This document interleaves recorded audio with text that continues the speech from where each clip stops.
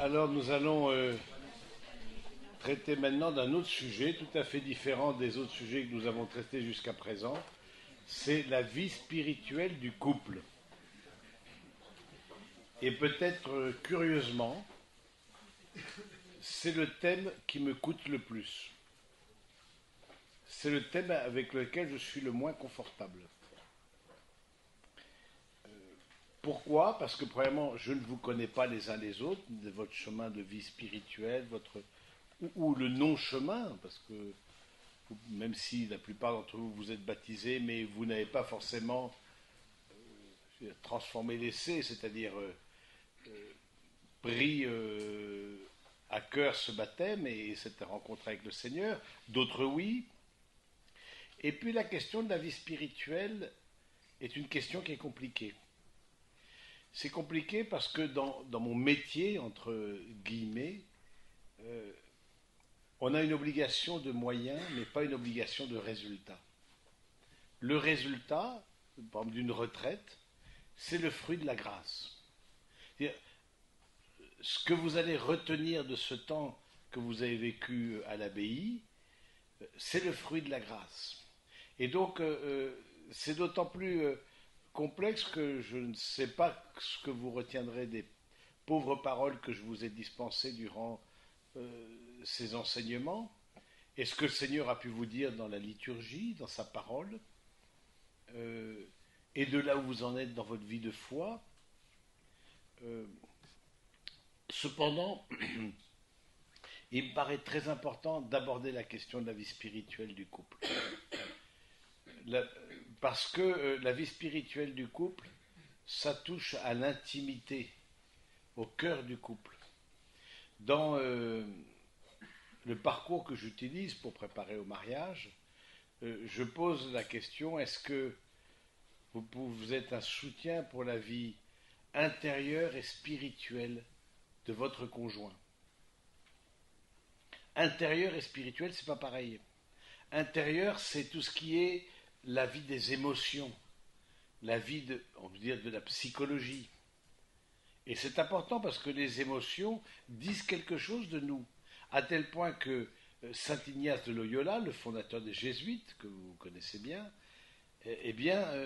dit que ces émotions transmettent quelque chose de notre intimité avec Dieu.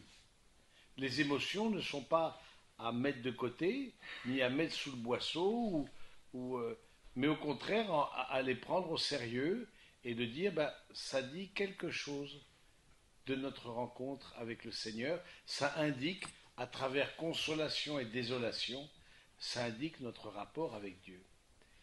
Donc la question de la vie intérieure est importante, mais la vie spirituelle, c'est autre chose. La vie spirituelle dit l'accueil d'une transcendance, l'accueil d'un autre. Et là c'est là où c'est parfois complexe, parce que chacun d'entre vous, la plupart vous êtes baptisés, etc., mais vous avez eu un contact avec la foi catholique assez différent. Ça peut être un contact assez social, à travers les établissements scolaires, par exemple, catholiques que vous avez fréquentés pour un certain nombre d'entre vous, à travers vos familles, vous sentez que vous êtes né dans une famille catholique, grosso modo, vous êtes catholique, voilà, comme plupart d'autres sont nés dans une famille hindoue, ils sont hindous, voilà, mais vous n'avez pas forcément, vous n'êtes pas forcément approprié les dimensions de cette vie spirituelle. D'autres, au contraire, ont fait une vraie rencontre avec le Seigneur. C'est-à-dire, le croyant n'est jamais seul. Le croyant, c'est celui qui a expérimenté à tâtons une présence. Et je trouve parfois ce qui est dommage dans ce qu'on transmet de l'Église catholique, c'est qu'on transmet plus une morale qu'une spiritualité. On transmet plus de permis interdits qu'une rencontre. Et je trouve que c'est dommage parce que ça ne met pas le curseur au bon endroit. La question de la rencontre avec Dieu, elle est cruciale. Et pour vous qui vous préparez au mariage, et et peut-être qu'ils remettaient un pied dans l'église. Moi, j'accompagne beaucoup un nombre de couples. Voilà, ils ont été baptisés, catéchisés, ils ont eu tous les stempels, tous les tampons, etc. C'est possible et imaginable, dans les écoles catholiques, etc. Au moment de la vie étudiante, bon, j'ai témoigné d'étudiants, on voit bien que c'est pas le cœur de la vie spirituelle qui est le moteur de la vie étudiante.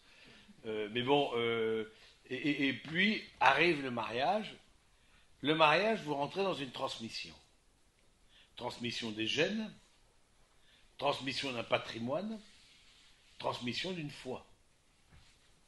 Et donc, c'est autre chose, vous jouez dans une autre cour. Du coup, vous êtes interrogé sur votre propre foi. Et le fait de choisir de vous marier à l'église, ça dit quelque chose de la transmission de ce que vous avez reçu. Maintenant, je ne suis pas forcément à l'aise avec le fait, ce discours-là que j'entends souvent, nous avons les mêmes valeurs. Je ne suis pas très à l'aise parce que la vie de foi, ce n'est pas d'abord adhérer à des valeurs. La vie de foi, c'est adhérer à une personne, la personne de Jésus. Et c'est par son Esprit Saint que nous découvrons qui est la personne du Christ. Et j'allais dire, il y a beaucoup de pratiquants non croyants. C'est des personnes qui pratiquent l'Évangile, qui sont des bonnes personnes, des hommes et des femmes de bonne volonté, mais qui n'ont pas fait cette rencontre personnelle avec le Seigneur, qui n'invoquent pas une transcendance. Où est-ce qu'elle a parfois la difficulté de ne pas invoquer une transcendance? C'est que du coup le couple se transforme dans le face-à-face de psychologie blessée. Nos psychologies sont blessées, la mienne, la vôtre, et du coup s'il n'y a pas une ouverture à plus grand que nous, c'est le face-à-face de psychologie blessée, le tu qui tue, tu as fait ceci, tu as fait cela. Et la vie spirituelle, justement, ouvre à quelque chose de plus grand. Le croyant n'est jamais seul. Il se sent habité. Et la vie spirituelle n'est pas d'abord des valeurs, n'est pas d'abord une morale, ce qui est permis, ce qui est interdit, c'est d'abord une rencontre. C'est d'abord une expérience. Et c'est là où les mots me manquent. Les mots me manquent parce que cette expérience, chacun la vit de façon absolument intime. Où vous en êtes de votre expérience du Seigneur, où vous en êtes de votre accueil de l'Évangile dans votre vie. Vous remettez peut-être un pied dans l'église à l'occasion de votre préparation au mariage, parce que vous sentez que là se trouve le fondement de votre vie, là, il y a des bases sûres, c'est ce que vous voulez transmettre à vos enfants. Et par la même occasion, j'en profite pour dire que le fait de se marier à l'église implique de baptiser et catéchiser ses enfants. Sinon, on ne peut pas se marier à l'église. C'est quelque chose d'une logique. Ce que vous voulez pour vous, comment ne pas le vouloir pour vos enfants? Et donc, c'est vrai que c'est un thème qui est compliqué. En tout cas, j'ai parfois du mal à le traiter parce que je me dis c'est tellement, je veux dire, c'est presque plus intime que la relation charnelle des époux. C'est quelque chose qui a à voir, et certains couples me disent on n'arrive pas à prier ensemble parce qu'on est très pudique. Mais cette pudeur ne s'applique pas beaucoup au pyjama, par exemple. Elle s'applique plus aux Ave Maria, mais bon, elle s'applique à cette dimension de... Parce que c'est vrai, quelque chose le plus intime de l'intime, c'est la vie de prière. Et moi, je vous questionne, où en êtes-vous de votre vie de prière à deux? Pourquoi je vous questionne là-dessus? Parce que la vie de prière fait qu'on n'est pas jugé, on ne se sent pas jugé. De s'adresser au Seigneur, d'introduire une transcendance dans vos vies, fait que ça ouvre la possibilité à un non-jugement et à un pardon. Nous ne sommes pas simplement nous deux, nous sommes nous trois. Et à travers le mariage à l'église, vous voulez dire que vraiment vous avez ce désir, en tout cas, de par votre famille, que ce soit social, ça ne me dérange pas, mais je me dis, est-ce que vous ne pouvez pas pousser un cran plus loin? Bon, je pense que la grande majorité d'entre vous, vous avez fait des études supérieures, mais je trouve qu'il y a un gap entre votre professionnalisation qui vraiment est là au rendez-vous et vous avez travaillé dur pour avoir les compétences que vous avez et la connaissance de votre foi. La foi, elle est dans l'intelligence. C'est élever l'intelligence à des réalités qui ne sont pas accessibles uniquement aux cinq sens. La foi, c'est aussi une connaissance. Comment croire sans connaître? Comment connaître sans croire?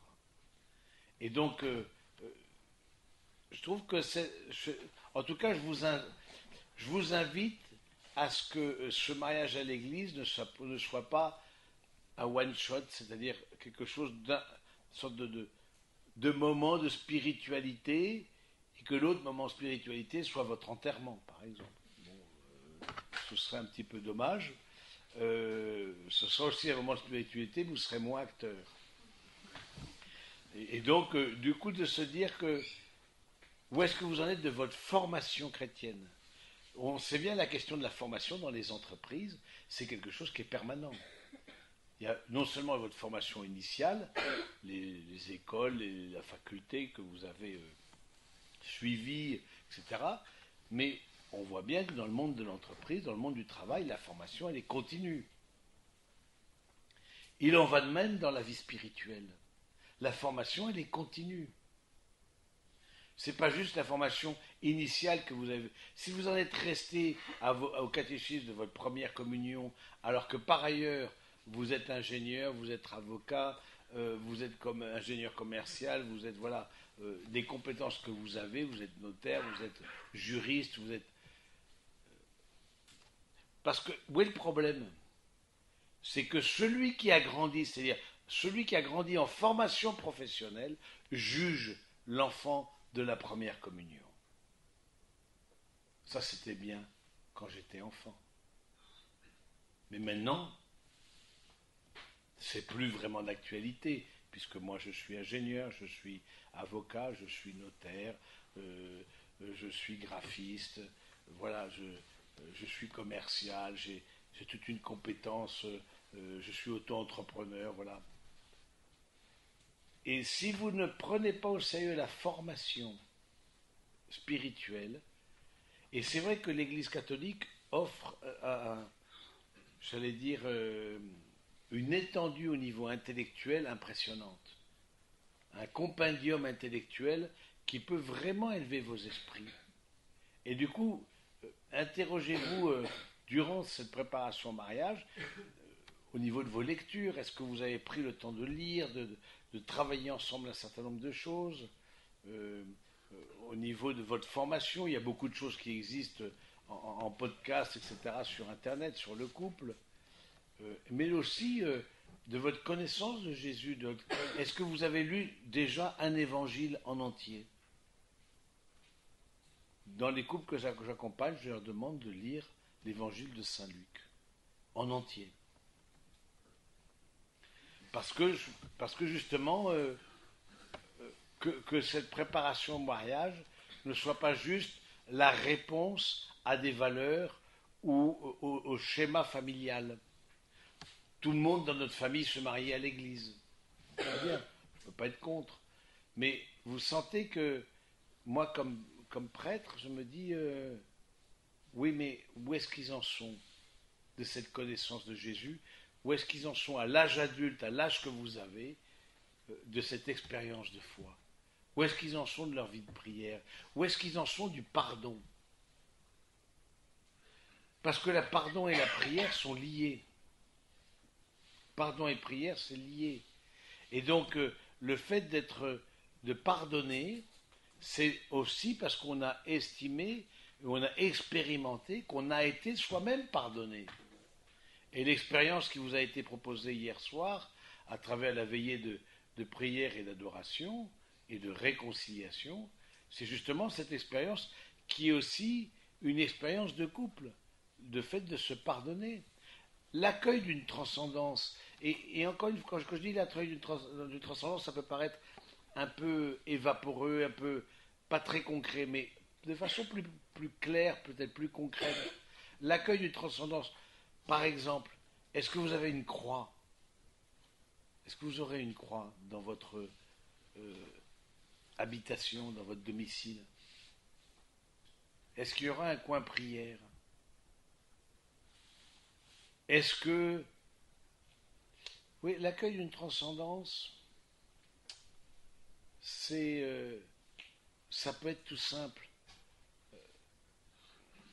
Moi, je suis un adepte de la foi du tangentiel, c'est-à-dire, vous savez, la tangente à un cercle, c'est la droite, ceux qui ont un peu fait de physique, etc. C'est la droite qui touche le cercle en un point. Et si cette droite, voilà, le cercle c'est nous et cette droite c'est Dieu, parfois il ne faut pas beaucoup de choses pour affirmer la transcendance, mais juste la présence d'une croix, d'une icône, d'un coin prière, et pourquoi pas d'un certain nombre de rituels que vous avez mis en place. Je pense particulièrement à des rituels assez simples comme la bénédiction du repas. Est-ce que vous êtes prêt à mettre en place ce rituel de bénir le repas le dimanche, qui est le jour du Seigneur, même si vous avez vos familles ou vos amis invités? Est-ce que vous êtes prêt à bénir le repas? Oui, il y a parfois une fausse pudeur, une mauvaise pudeur, qui n'aide pas. Hein? Je ne veux pas imposer, je ne veux pas gêner, non. Non, tu ne gênes pas. Les gens viennent chez toi, ils accueillent comme vous venez chez nous ici, chez les frères, ben ils accueillent comme ça fonctionne. Nous, on bénit, on rend grâce, etc. Bon, on met un peu le taquet un peu loin, etc. Parce que voilà, on est des pros du truc, mais, entre guillemets, vous n'êtes pas obligé de faire pareil. Mais où est-ce que sont les points de rencontre avec la présence de Dieu dans vos vies? Quels sont les rituels concrets? Je pense à la bénédiction du repas.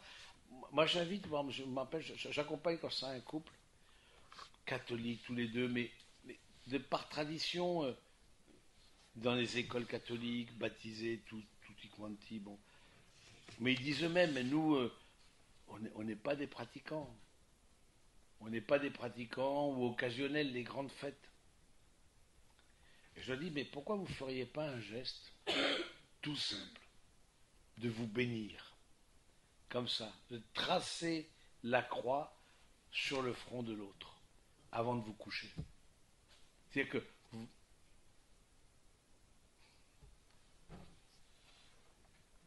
vous redites que l'autre est un don de Dieu. Vous redites que l'autre est une grâce.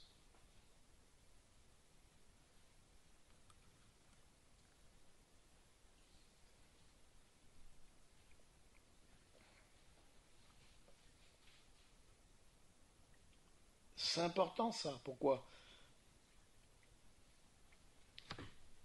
Ça redimensionne votre couple, ça oxygène votre couple. C'est pas juste le tu qui tue, j'ai raison, t'as tort, et du coup l'affrontement de volontés qui veulent s'imposer.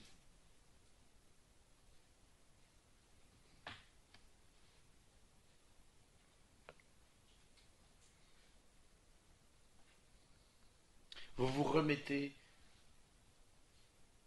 dans l'humilité.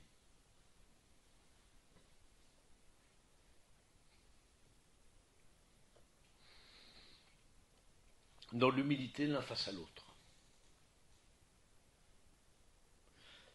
Le combat spirituel, c'est le combat pour l'humilité. C'est le combat que vous et moi, nous avons à livrer. Tous, nous avons un combat spirituel. Tous, nous avons à accueillir l'autre comme un don. Tous, nous avons à redécouvrir l'autre comme une grâce pour notre vie.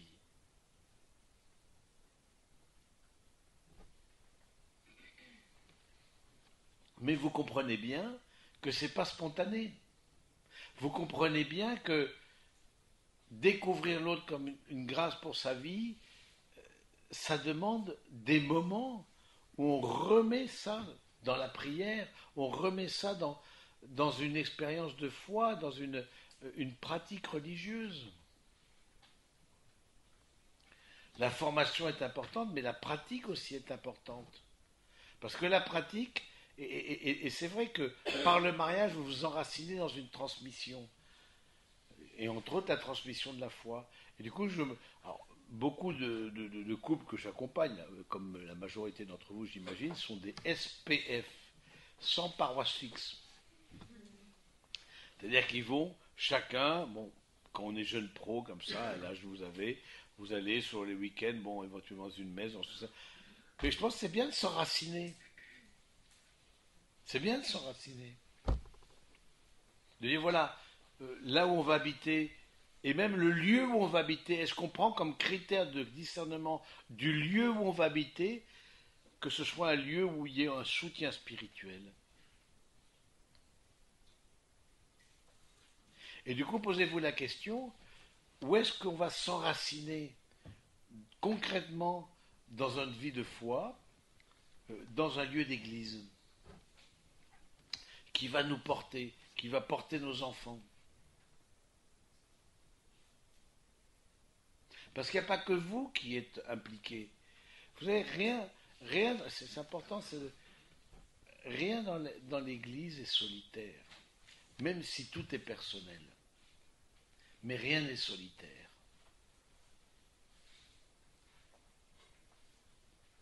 Je ne peux pas dire je sans dire tu. Je ne peux pas dire tu sans dire nous.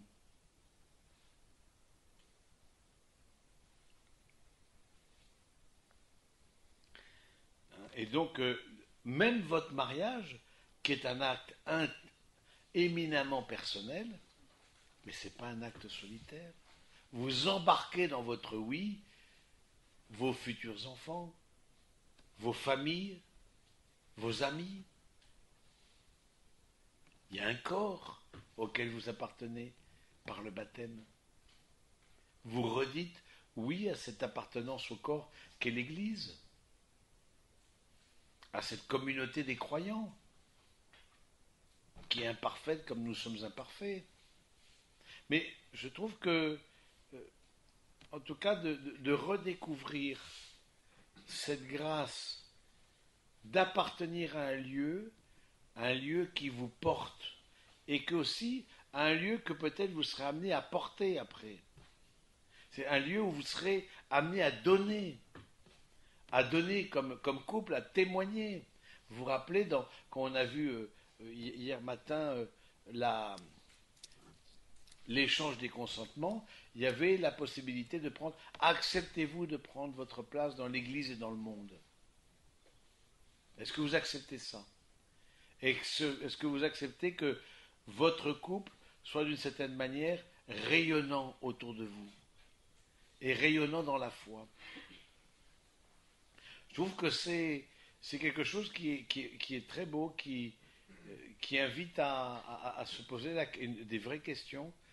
Qu'est-ce que j'attends de l'Église, mais qu'est-ce que l'Église attend de moi? Vous connaissez la phrase célèbre de Kennedy, qui disait « Ne te demande pas seulement ce que ton pays peut faire pour toi, mais qu'est-ce que tu peux faire pour ton pays ?» Et bien pareil pour l'Église. Qu'est-ce que l'Église attend de vous? Vous attendez quelque chose de l'Église. En frappant à la porte de l'Église par le sacrement du mariage, vous attendez quelque chose. Et bien moi je vous pose la question, qu'est-ce que vous êtes prêt à donner? Et à donner de différentes manières, selon vos charismes, selon vos talents. Ça peut être à donner de façon sociale, parce que là, évidemment, la charité, l'attention aux plus pauvres fait partie de l'ADN de l'Église. À donner au plan peut-être plus spirituel, en vous impliquant ensuite, pourquoi pas, dans la préparation au baptême, dans les préparations quand vous aurez un peu plus d'heures de vol, parce que vous êtes un peu jeune, mais préparation au mariage. Posez-vous la question, la vie chrétienne, c'est une logique de don, et non pas une logique de dû. Qu'est-ce que je peux donner que je n'ai pas donné? Qu'est-ce que je peux offrir que j'ai peut-être gardé encore pour moi? De don et de pardon. Parce que c'est vrai que ça fait partie de la vie spirituelle que la question du pardon.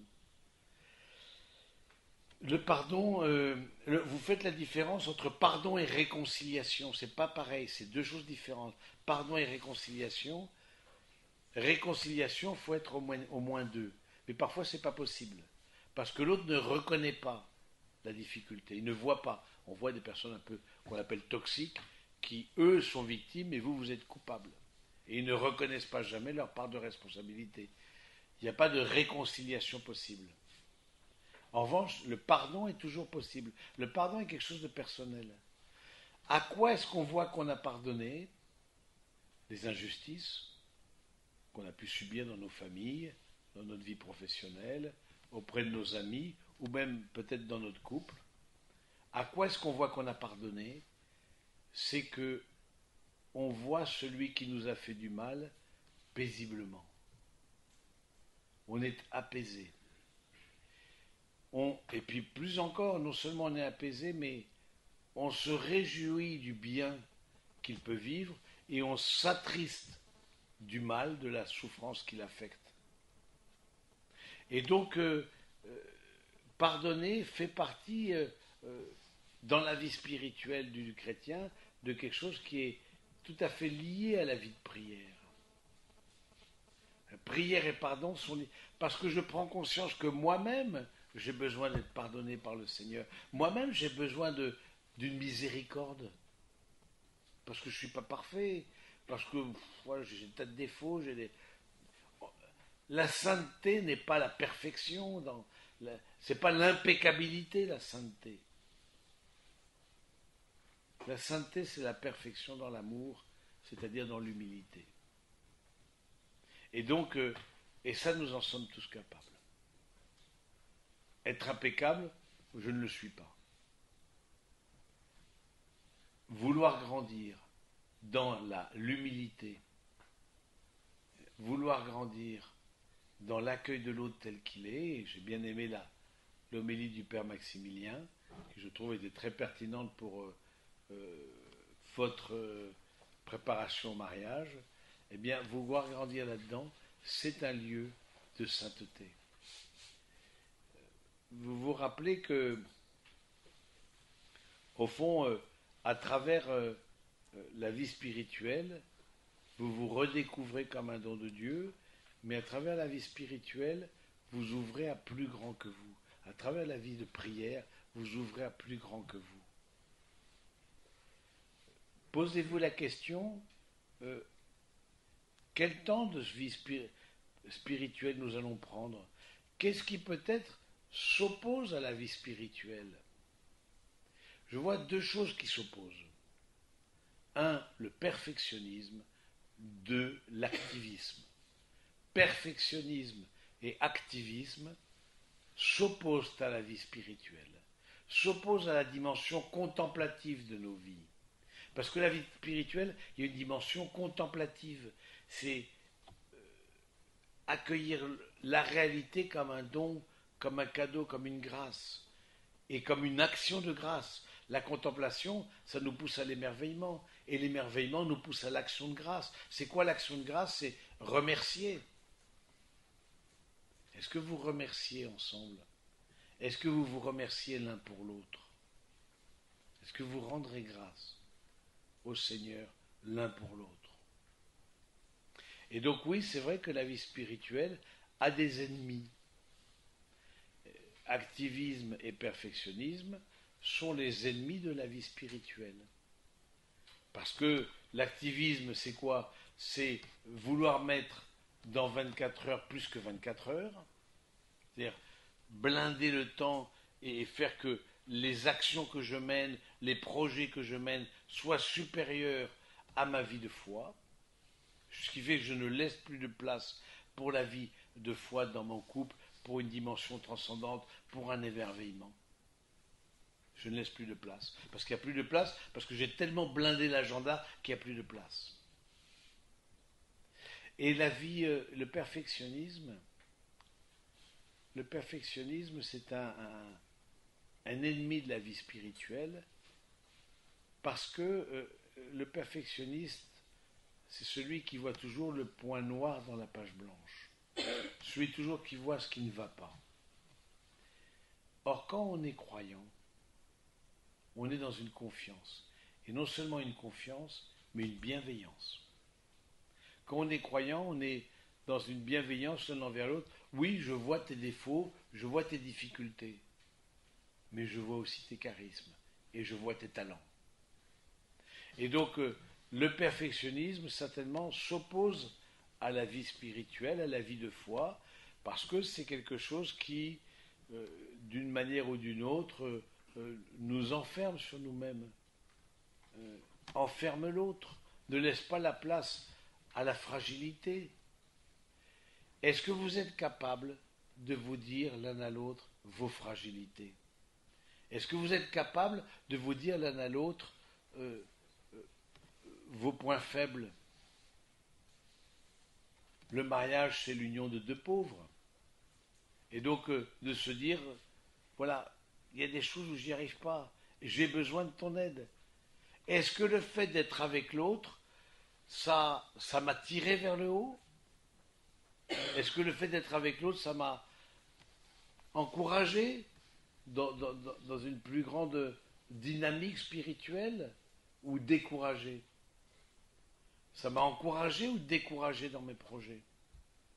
Oui, je pense que cette question de la vie de foi, elle irrigue toute notre vie. C'est ça qu'il faut bien comprendre. C'est que pour le chrétien, la vie de foi irrigue.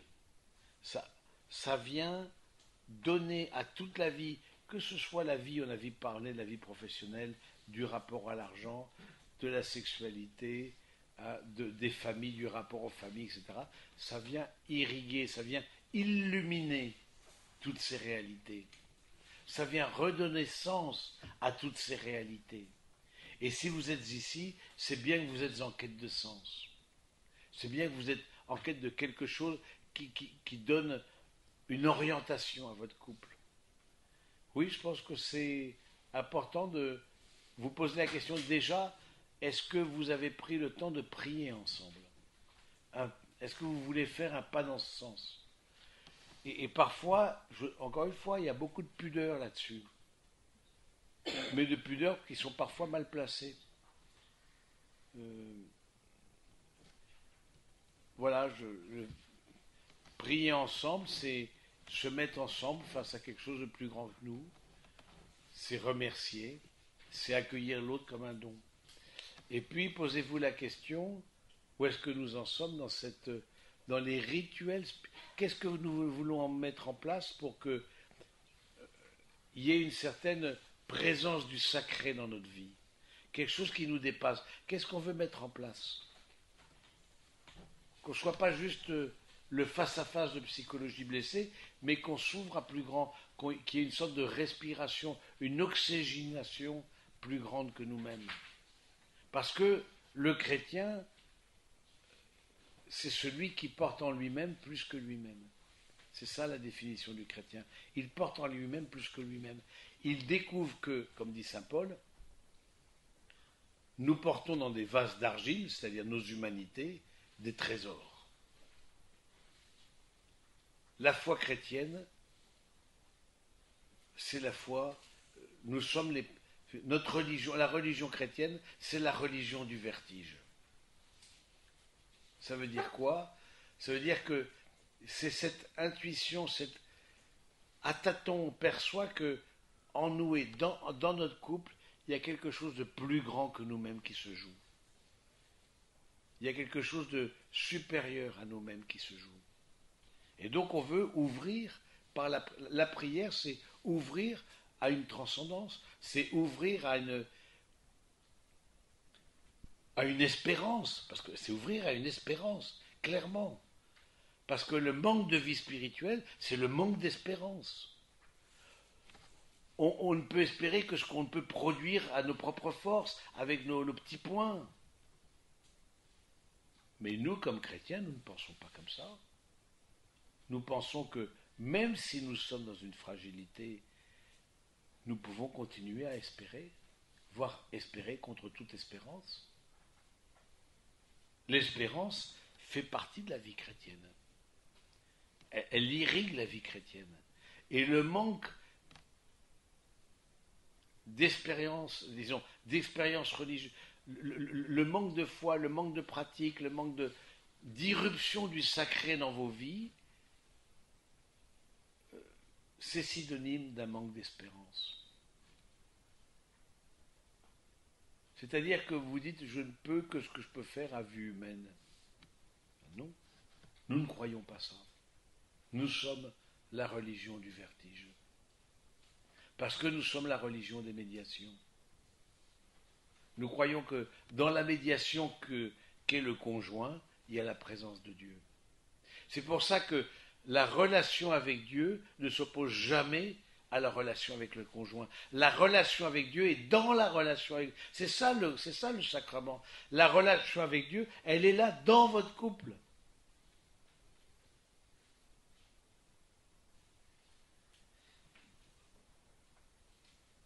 Si à un moment donné il y a une opposition, c'est que vous mettez mal le curseur n'est pas à sa place. Si entre aimer Dieu et aimer son conjoint, il y a une opposition, il y a quelque chose qui ne va pas. Vous n'avez pas bien compris le système, comment ça fonctionne. C'est justement, nous sommes la religion de l'incarnation. Donc, dans la personnalité, la personne humaine qu'est le conjoint, dans cet amour-là, se donne l'amour de Dieu. À tel point que c'est un sacrement, un signe visible d'une grâce invisible.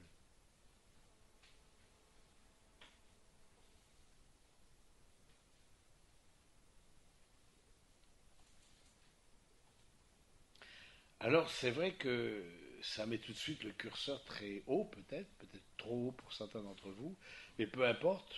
Une retraite, c'est fait pour vous ouvrir vers plus grand, pour vous tirer vers le haut, peut-être vous ouvrir d'autres horizons que vous n'aviez pas jusqu'à présent.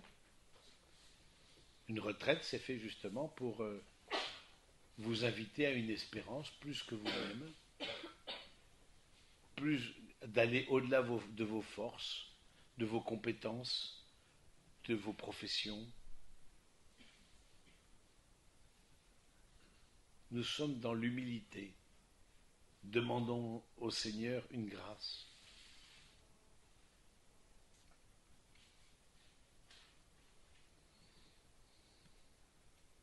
Et la vie matrimoniale, telle que nous la concevons dans le cadre du mariage à l'Église, la vie matrimoniale, c'est vivre de la grâce. C'est là où, j'allais dire, ça nous échappe. Parce que la grâce, elle vient, elle ne vient. La rencontre avec le Seigneur, c'est pas d'abord des valeurs. Je vous l'ai dit, c'est pas d'abord des valeurs. C'est pas d'abord le permis l'interdit. Je n'ai pas donné ma vie pour des valeurs.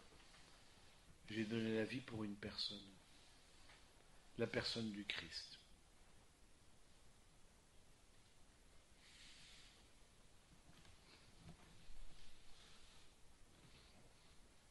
Mais cette rencontre avec le Seigneur, elle est le fruit de la grâce. Elle est le fruit d'un don, d'un cadeau.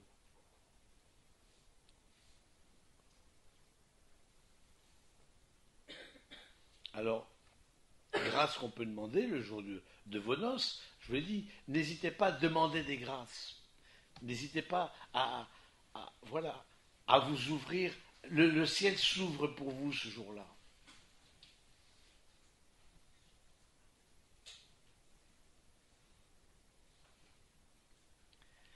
Mais c'est vrai que quand j'accompagne les couples, etc., c'est une de mes plus grandes craintes, on peut dire, c'est est-ce qu'ils vont pas en rester là où ils sont, quoi. Et en même temps, je fais, bon, à travers mes pauvres paroles, mais j'essaye de les emmener plus loin qu'eux-mêmes.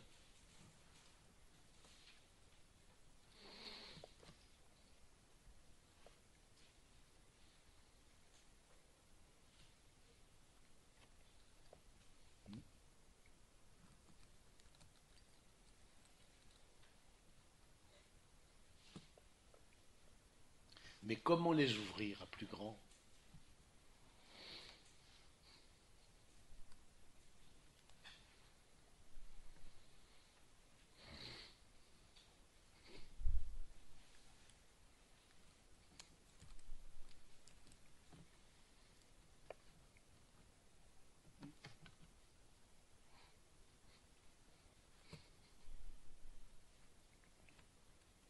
Comment les ouvrir à plus grand?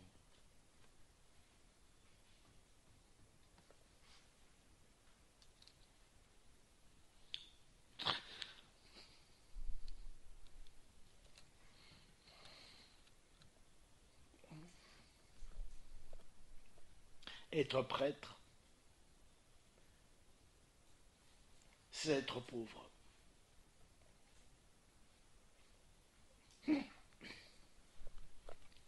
Parce que justement, la grâce ne dépend pas de nous. Ce sont nos pauvres paroles qui peuvent être le vecteur, mais la rencontre, elle n'est pas de nous. On n'est pas dans un, je sais pas quoi, parfois des dynamiques de groupe, on va se mettre en cercle, je crois, non, c'est pas ça la foi. C'est pas l'autoconviction, c'est pas de l'auto-persuasion, c'est pas ça. Pas de, c'est pas ça.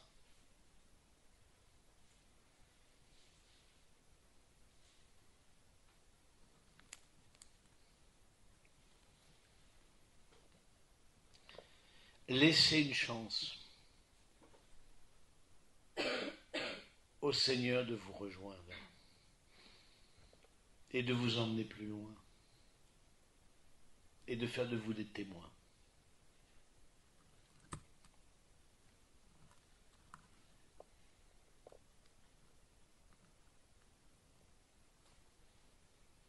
En vous mariant à l'église, vous dites, je laisse une chance au Seigneur d'ouvrir mon cœur à une rencontre. Cette rencontre, elle sera selon ce que vous êtes. C'est tellement unique. C'est pour ça que l'Église ne demande pas une conversion quand on se marie, que si on n'est pas de tradition catholique, etc., si on n'est pas baptisé dans l'Église, ne demande pas la conversion. C'est complètement aberrant. À l'occasion du mariage, on veut renforcer le truc. Non, ça c'est non. On veut se servir du mariage comme un levier pour augmenter les statistiques. Mais non, je n'ai pas donné ma vie pour des statistiques. Mais justement, mais dans le mariage à l'église, il y a cette invitation à quelque chose de plus grand que vous-même, et vous allez l'expérimenter, d'où l'importance de la préparation de votre célébration, hein, le choix des textes. Juste un petit conseil pour le choix des textes. Le choix des textes, c'est au fond des textes qui disent qui vous êtes, ce que vous voulez vivre, ce que vous voulez annoncer à ceux qui sont dans cette célébration, dans cette cérémonie. Qu'est-ce que vous voulez dire de vous-même à ceux qui sont à vos côtés? Vers quoi vous voulez aller à travers les textes que vous avez choisis? Vers quoi vous voulez aller? Les textes, le choix des textes, c'est des choix importants. Parce que la parole de Dieu, nous le croyons, est une parole vivante qui nous accompagne et éclaire notre vie en fonction des étapes de notre vie, dit quelque chose à notre vie différente selon l'étape où nous sommes. Parce qu'elle nous accompagne selon la progression de nos humanités. Par exemple, la parabole du semeur. Vous connaissez certainement, pour un certain nombre d'entre vous, la parabole du semeur. Et encore une fois, dans les choix des textes, juste un petit côté technique, etc., toute la Bible vous est ouverte. Toute la Bible vous est ouverte. Je dis ça parce que parfois, dans les paroisses, on donne une sorte de livret avec des textes. Ce qui fait qu'on entend, grosso modo, toujours la même chose, quoi. L'amour machin, l'amour prend patient, l'amour machin, les noces de Cana, machin, construire sur le roc, machin, bon. On ne peut pas être contre, évidemment, c'est la parole de Dieu, voilà. Mais toute la Bible vous est ouverte.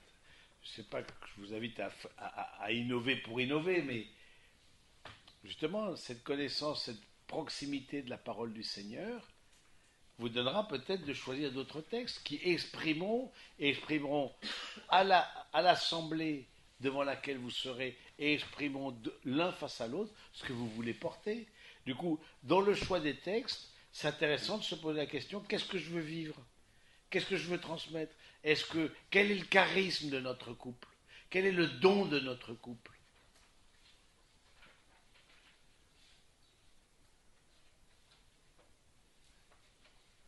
Est-ce que c'est l'accueil, par exemple? Est-ce que c'est le soutien? Est-ce que c'est la compassion?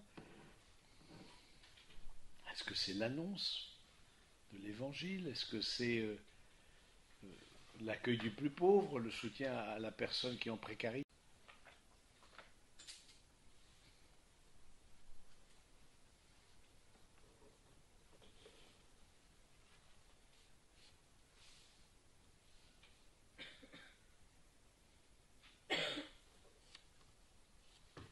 Et de là, vous choisirez votre parole.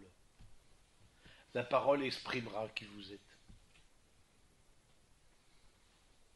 Et exprimera à l'Assemblée ce que vous voulez vivre. Et vous.